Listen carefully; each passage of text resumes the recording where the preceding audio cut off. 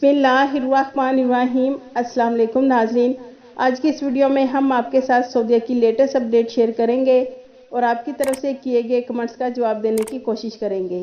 सबसे पहले नाज़रीन, आपको सऊदी अरेबिया में कोरोना की सूरत हाल से आगाह करते जाएं।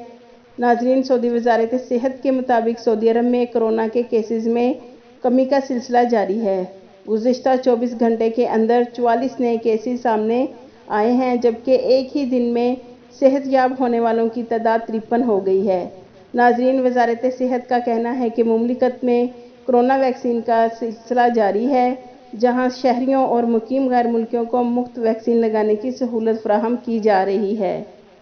नाज़रीन, सऊदी अरब में बड़ी तादाद में वैक्सीन लगाई जा रही है और ये वैक्सीन लगाने का ही नतीजा है कि वज़ारत हज उम्रा ने उम्रा ज़ायरीन की रोज़ाना की तादाद बढ़ाकर 1 लाख कर दी है और मस्जिदुल हराम में नमाजियों की रोज़ाना की तादाद भी बढ़ाकर 60,000 कर दी गई है।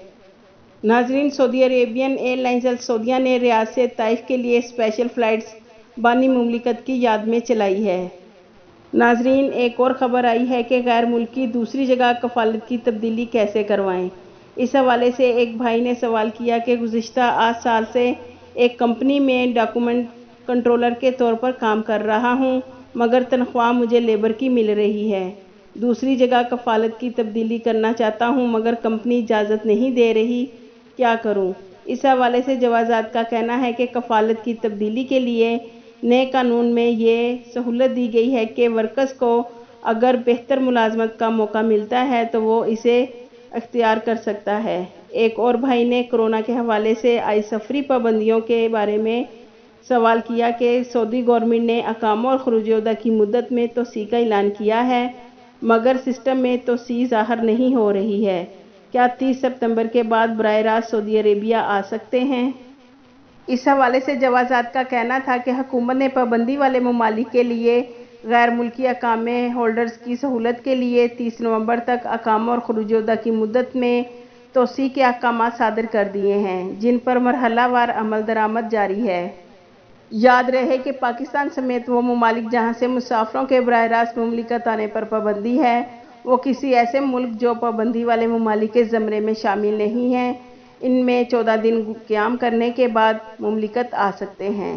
ख्याल रहे कि वो तारकीन जिन्होंने मुमलिकत से रवानगी से पहले कोरोना वैक्सीन की दोनों खुराकें ली हैं और तवक्कलना पर उनका स्टेटस इम्यून है, इनके लिए बराह रास्त मुमलिकत आने पर पाबंदी ख़त्म हो चुकी है। एक और भाई का सवाल है कि विजिटर जिन्होंने सऊदी अरब से दोनों डोज वैक्सीन लगवाई और वो पाकिस्तान से डायरेक्ट फ़्लाइट सऊदी अरेबिया आ सकते हैं?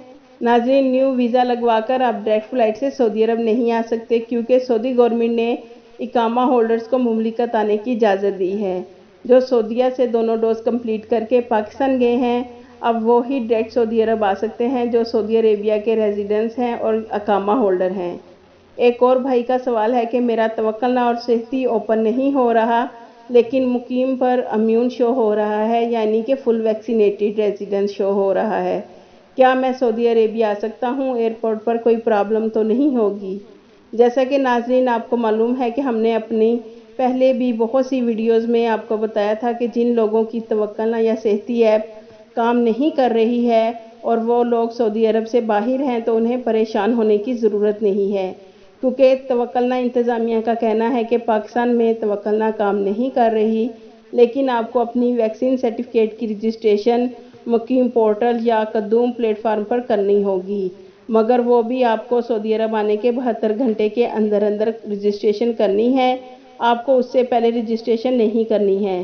तो अगर आपका मुकीम पोर्टल पर इम्यून यानी फुल वैक्सीनेटेड आ रहा है, तो आपको सऊदी एयरपोर्ट पर कोई परेशानी नहीं होगी। इंशाल्लाह आप आ सकते हैं, मगर नाजरीन याद रखें कि मुकीम पोर्टल और कद्दूम प्लेटफार्म पर आपको अपनी वैक्सीन सर्टिफिकेट की रजिस्ट्रेशन सऊदी अरब आने के 72 घंटे के अंदर अंदर करना होगी, तभी आपकी सऊदी अरब इमिग्रेशन की कार्रवाई मुकम्मल होगी और आप सऊदी अरब आ सकेंगे इंशाल्लाह। आपके कीमती वक्त का शुक्रिया।